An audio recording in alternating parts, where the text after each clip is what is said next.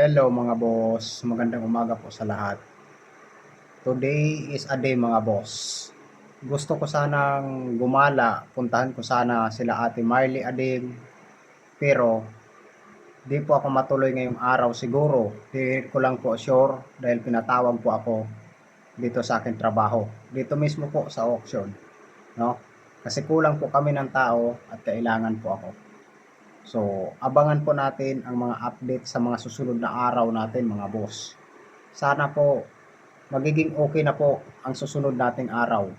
Dahil nais ko po na matapos ko na pong puntahan itong mga nangangailangan po ng tulong sa atin, itong pampuhunan, no?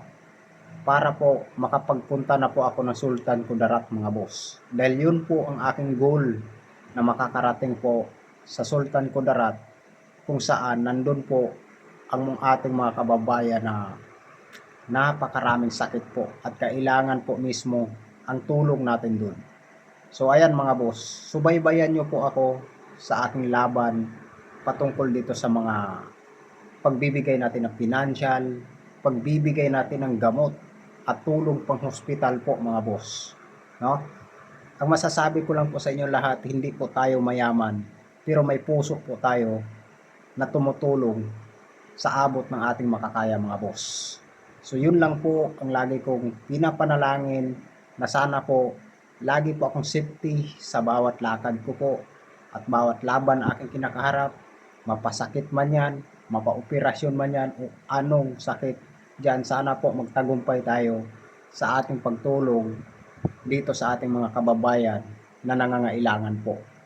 So ayun mga boss, inuulit ko, hindi ko po sure kung makapunta ako ila Ate Marley dahil po ito po, busy po ako.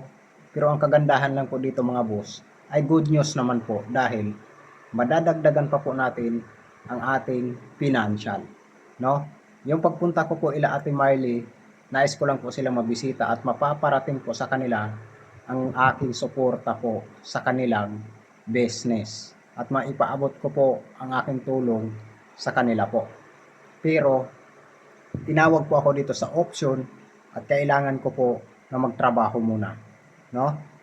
Di ko lang po alam kung matutuloy ako o hindi doon ila Ate Marley.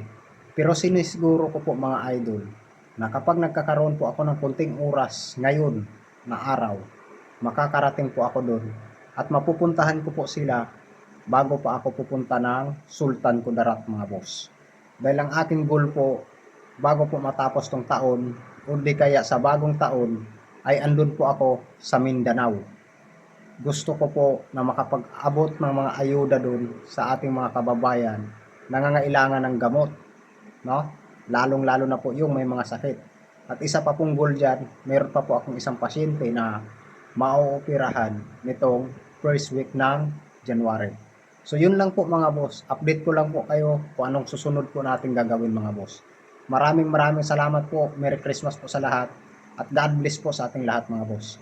Kung pwede po, paki-subscribe ang ating YouTube channel para lagi po kayong updated sa mga video na ating ina-upload. Salamat po sa inyong lahat at salamat po sa walang sawang suporta niyo. God bless.